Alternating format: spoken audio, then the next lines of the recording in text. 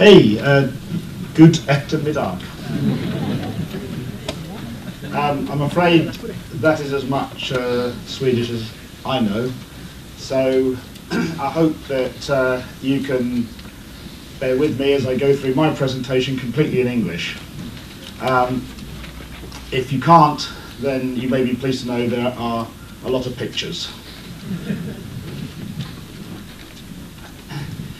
Just to introduce myself, I guess I'm a project manager. I spend my career looking after infrastructure projects.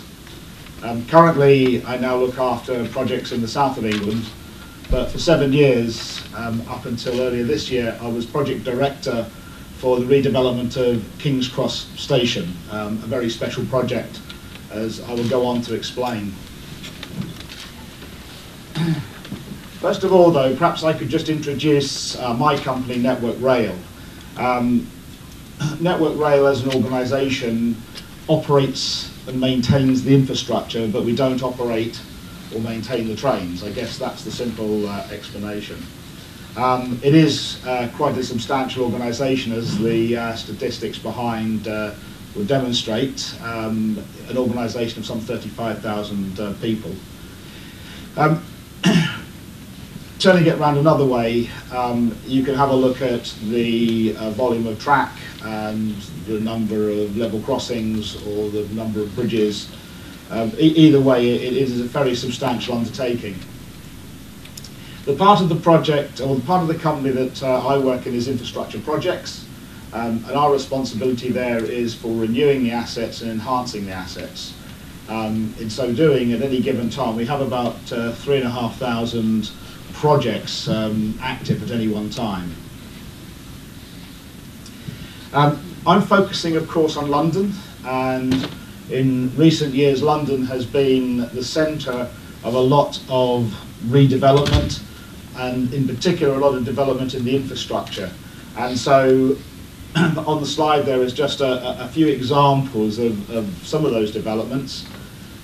For example, at Blackfriars, there's a new station being constructed across the Thames, but primarily there to allow more through traffic, to create a much better north-south transport corridor in London.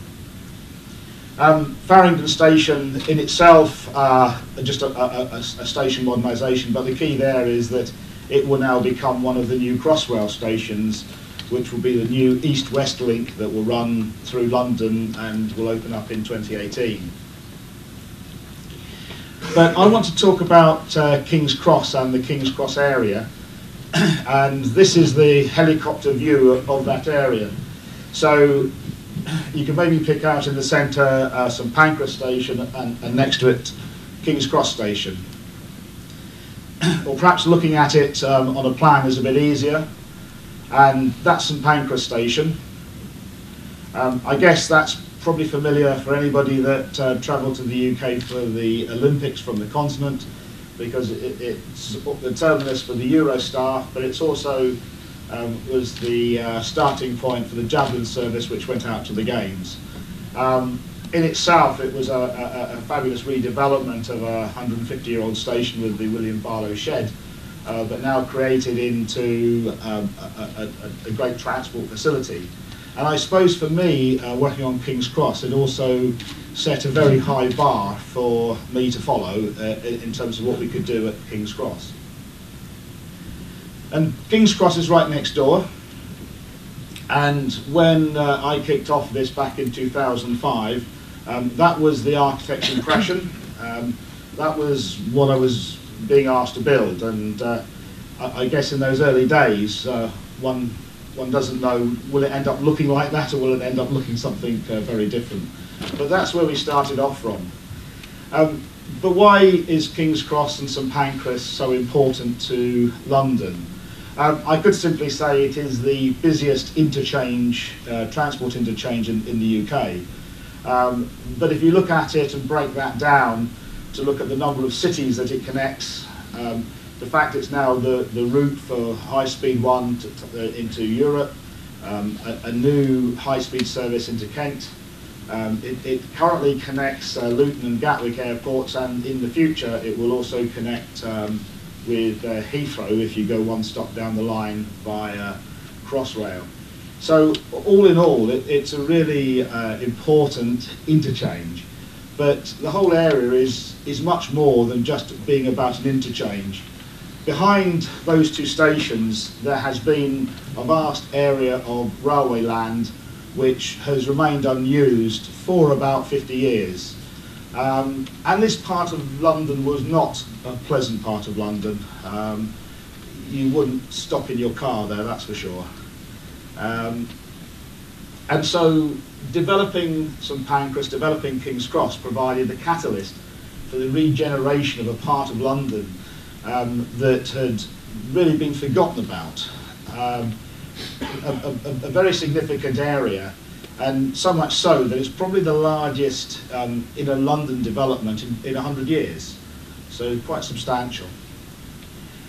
Some of the opportunities that are being exploited there, we have the Regent's Canal, opening that up as a facility for the public, the recreation of new public realm, a lot of housing, but also the centre stage goes to the new University of the Arts that has just opened there. And I think what we'll start to see in London is that whole area start to become the new artistic quarter of London. London doesn't really have an art quarter like the Left Bank or some equivalents, and maybe that's what this area will become in the future. The new High Street, as it's expected to be in 2018, whether it will look quite like that will be interesting to see. But I'm going to turn the clock back now to 1853 and to when architect Lewis Cubitt first built King's Cross Station, at that time with only 2 platforms. It was a stunning piece of architecture, but unfortunately the architecture has been covered up for most of its life.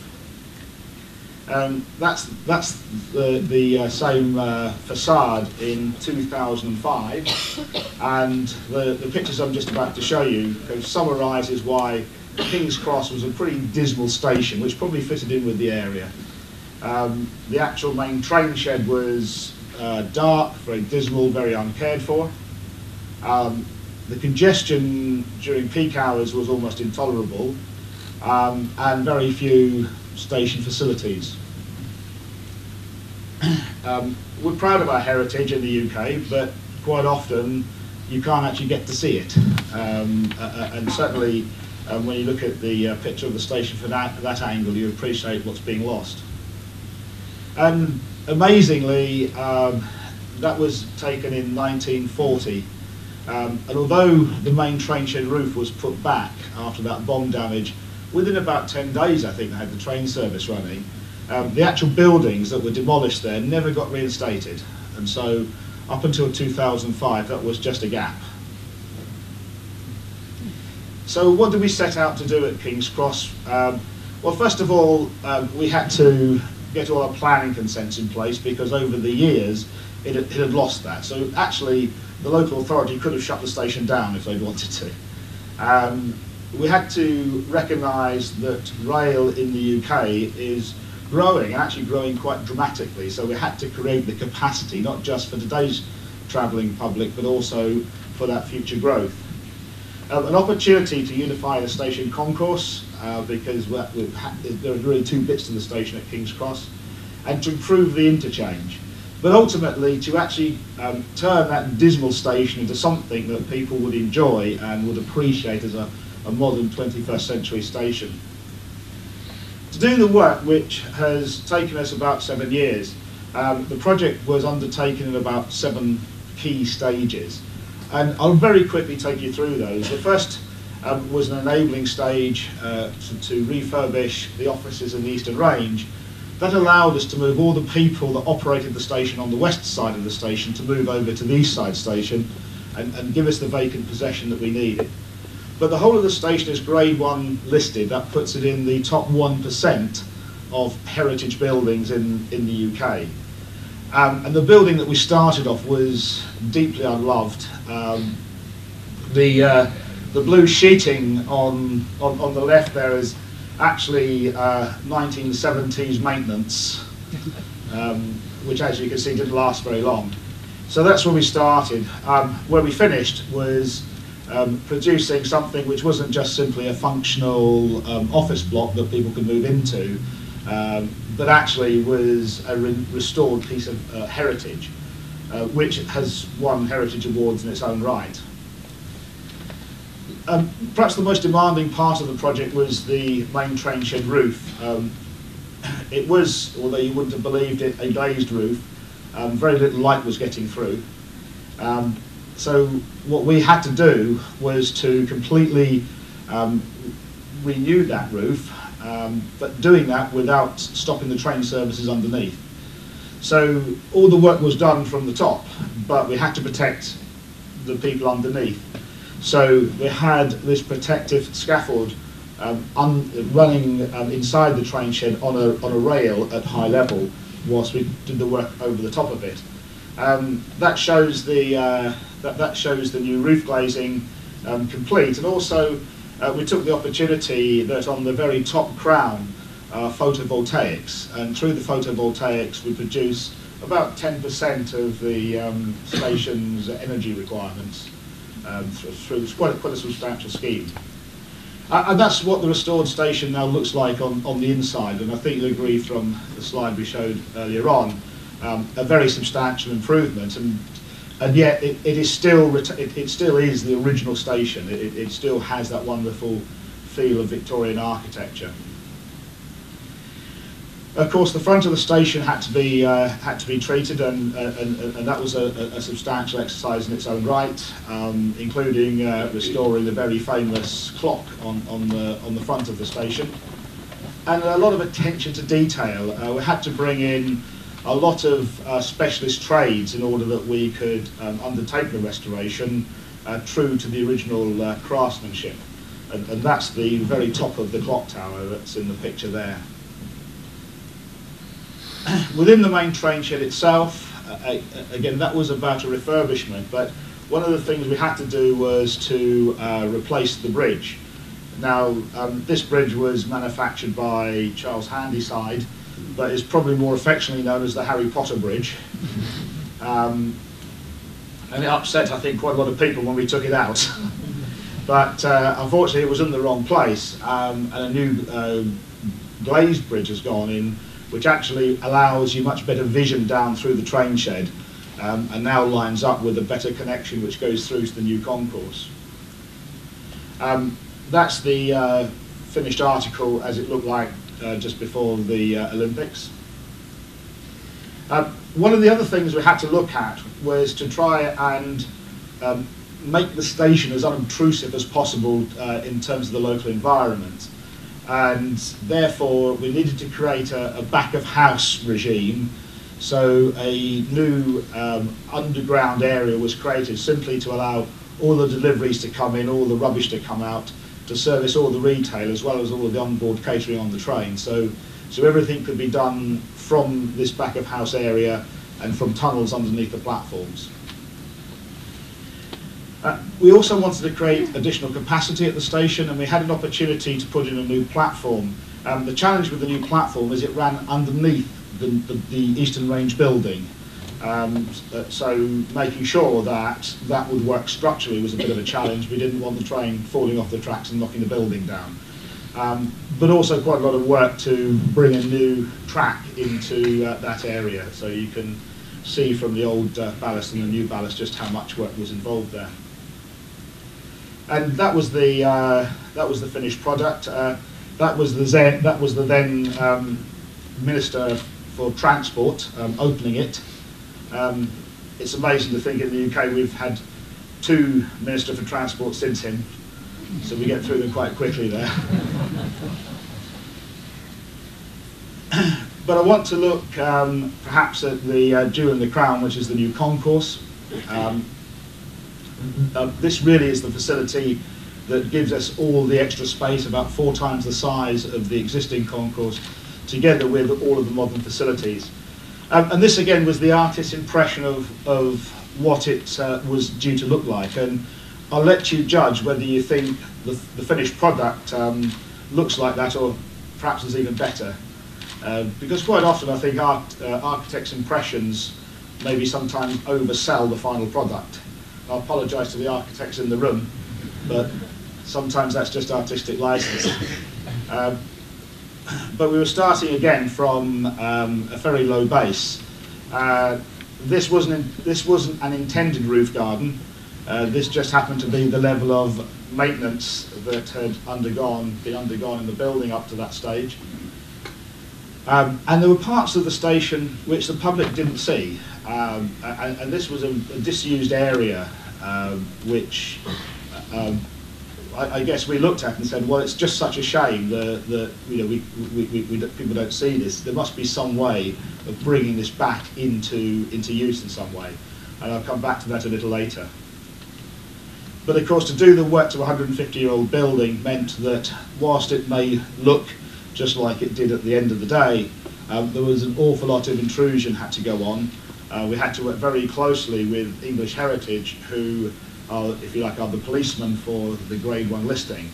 And this is just some of the temporary works that was involved in the restoration of the Western Range building. This is a picture of the new concourse during construction from the inside, and that's how it looks kind of now, really. So not too different from the artist's impression, really, there, is it? In fact, that's my favourite picture, I think. That's the new roof now. I'm pleased to say it is picking up quite a few architecture awards back home. And that was it on the opening night. And I don't know, that's Boris Johnson, who's the Mayor of London. Bit of a colourful character back home. But you always know that you've got a good project when the politicians are queuing up to come and open it. Importantly for me, though, after the glitz of the opening, was it going to work? Did it function as a station the way we intended it to? And that was a picture of the station 2 days after opening. Passenger flows working well. The retail taking record takings. Within a week, it became the largest grossing station for retail on the network, and universally popular, however you managed it. And I'm a bit too old to understand things like Twitter and accounts like that, but looking at people's comments that were the unsolicited comments, it was universally popular. So, I took most pleasure from the fact that the people who used the station enjoyed it. I mentioned earlier on that piece of unused space. Well, we managed to turn that into the largest station pub or station bar in the UK. And if ever you find yourself in King's Cross in the future, do give me a shout and I'll happily buy you a beer in the new bar. That's just a picture of it from the outside. The opportunity to create public space is also really important. And as we go on to see what's going to happen in the future, because the scheme isn't quite finished yet, that's how the front of the station will look. We're just starting to demolish the green shed on the front of the station, and there'll be a new piece of public realm. A lot of public consultation to determine what that should look like. The challenge we had, everybody wanted it to be green, lots of trees and lots of grass. Unfortunately, there's something like about 10,000 people an hour move across it, so what you have to balance the materials with the ability to make it green. And so there will be new trees and there will be planters, but by and large it will be a hard landscape, but hopefully one that doesn't detract from the original architecture, because it's the original architecture that needs to be the star of the show. A couple of images of how we expect it to look when it's finished, and that will certainly be by this time next year. And another one at night. A lot of attention has been paid into what the lighting scheme should look like going forward. So in terms of looking at the challenge of the station, I've run through that very quickly. The first thing, and I suppose something I'm very proud about, is that we managed to operate a full timetable throughout those works. We didn't cancel a single train, and that in the context of a passenger growth of about 2 to 2.5% per annum. So it wasn't just of maintaining a service, but actually accommodating a growing service throughout that time. Working as a Grade 1 listed structure meant that every single thing we did to that structure had to go through an approval process first. So building that into our planning and into our timetable was a challenge. Whilst we were doing that, there were works going on underneath us and next to us. So really important for us that from the outset we adopted a really coordinated and collaborative approach with the people that we were working with, because actually we needed each other. We needed to support each other to do that. And I guess that's perhaps one of the key messages going through to the next point, which was winning the confidence and approval of multiple stakeholders.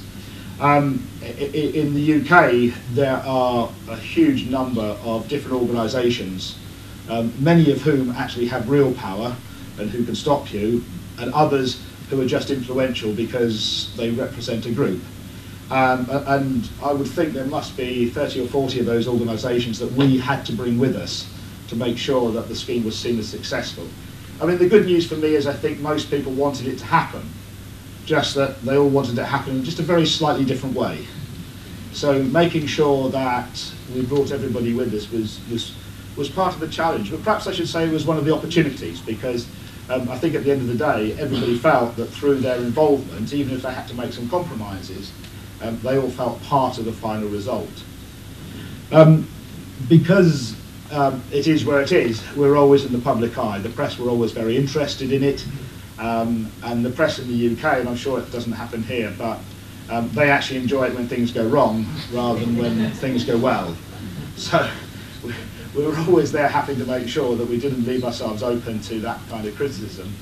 And also, I suppose, something I didn't know when I kicked it off was that I was going to have a fixed timescale which wouldn't be shifted, because we won the Olympics and that gave me a timescale that wasn't going to move.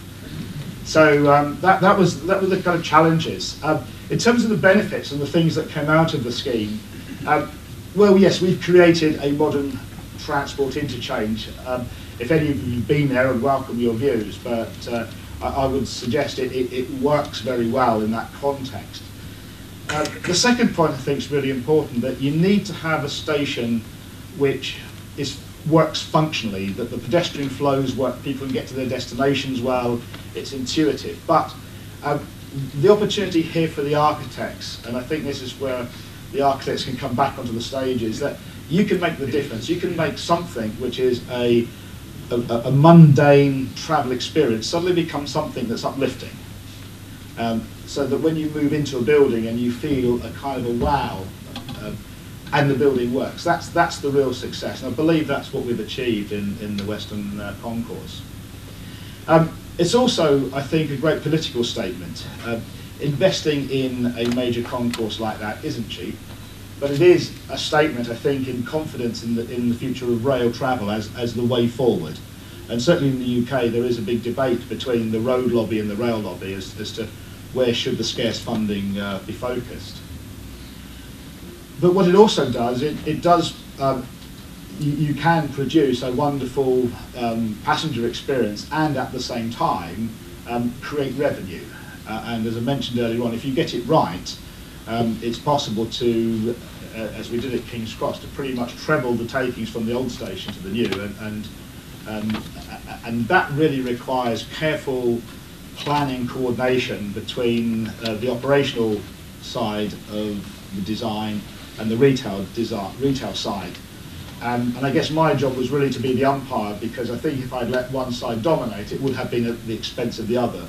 But through getting everybody to work together, you get a station that operates and works, and yet it maximises the retail income. One of the great byproducts of it is, of course, that you create jobs. We have an unemployment challenge in the UK, and this helps to go some way to ease that. And perhaps not just in the context of the extra jobs created in the station, but the fact that a scheme like this becomes a real catalyst for wider urban development.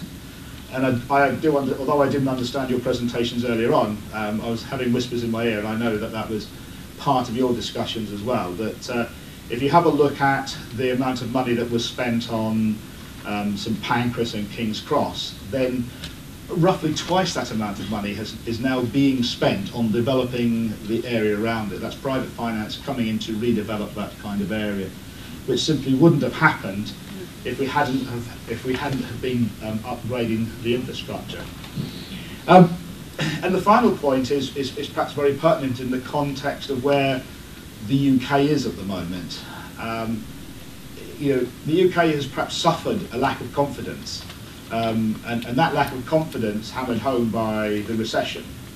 So to have a scheme, and I guess at the time of the Olympics when there are so many other big schemes going on that builds that confidence, but also gives a sense of national pride, I would argue is a great way for government to invest its money in terms of perhaps starting to turn the economy around.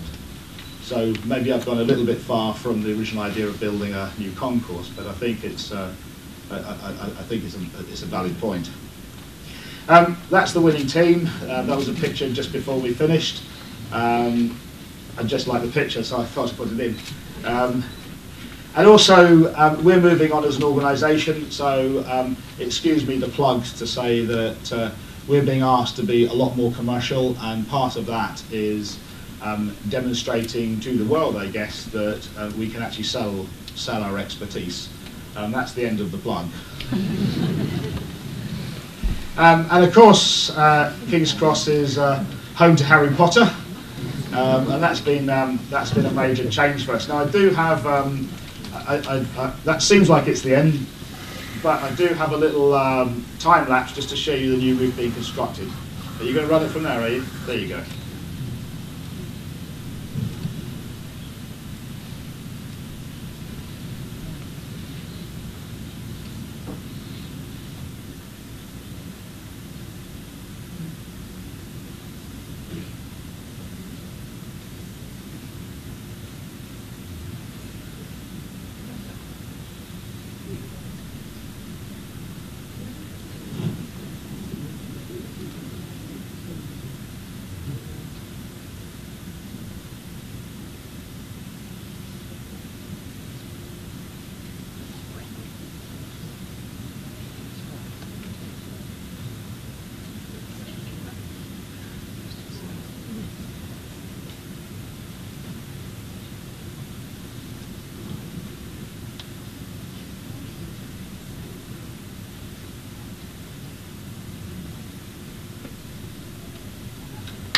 There you are.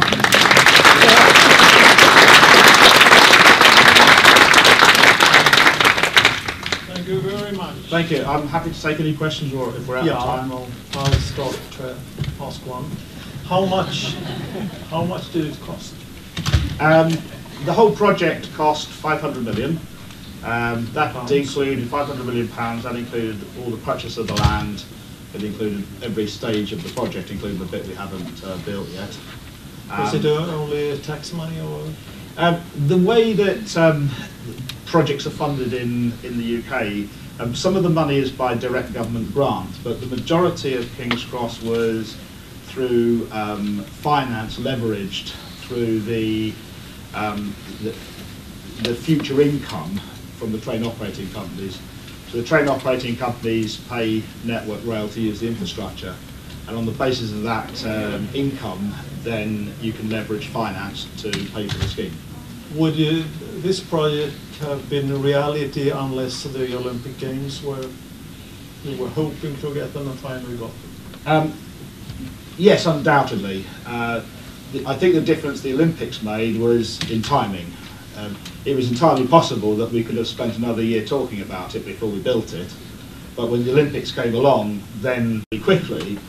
But it also gave me a massive challenge, because when we won the Olympics, I wasn't sure whether we could build in time. But couldn't it also have been an advantage, because it became easier to unite all those different groups as you had that definite time limit? Absolutely. And if there was ever a situation, I suppose, where any of the stakeholders had a problem, we could always remind them that, but we need to get it done for this. So you're absolutely right. Okay. Forward. Meanwhile, I'll ask another one. We saw. We saw that those stations, St Pancras and Queen's Cross, you said that they are quite close. Wasn't one huge station an option? First of all, historically, the stations were built to compete with each other, with rival companies. So they have historically always operated as two separate stations. And I suppose if you thought about knocking down both buildings, you would actually create something which would probably work better. But I think the possibility of knocking down two Grade 1 listed buildings in London wasn't going to happen. Okay. So it was a question of how do you make those work together in a modern idiom. Okay. Who was it? Hello, Ian. I'm also one of the architects in the room, and I also have to congratulate you on a fantastic project. As you mentioned, King's Cross area has had a notorious reputation in London, and these two regeneration projects are quite ambitious. Is there any evidence of the positive effects in property values or in crime rates in the area that you've had any feedback on already from the two projects, St Pancras and King's Cross? Yeah, absolutely. I mean, if you look at property value started to increase dramatically when it became clear the redevelopment was going to happen. Unfortunately, I wasn't one of the ones that bought local property at the right time. The housing in the new development I describe as a mixture of affordable housing, which is the planning requirements require that there is affordable housing and there's student accommodation in there. The rest of it I describe as unaffordable housing because it's so expensive, and I guess that's maybe a success factor of the new development. In terms of crime rates, in the immediate area, yeah, that's dropped almost, not saying to zero, but it's dropped dramatically. And we're seeing around the fringes, all the coffee shops starting to appear, the CD book shops and things like that have all gone, and the whole area is starting to pick up. And so what it's doing is, I don't think crime per se has gone away. It's just kind of been forced back out. And I think the real challenge for the local authorities is how you build on that and keep that development moving outwards, so that you can get rid of it altogether. Well, what a success story! I'd like to think so, but thank you very much. And if I understood you correctly, your expertise is for sale even on export. Absolutely.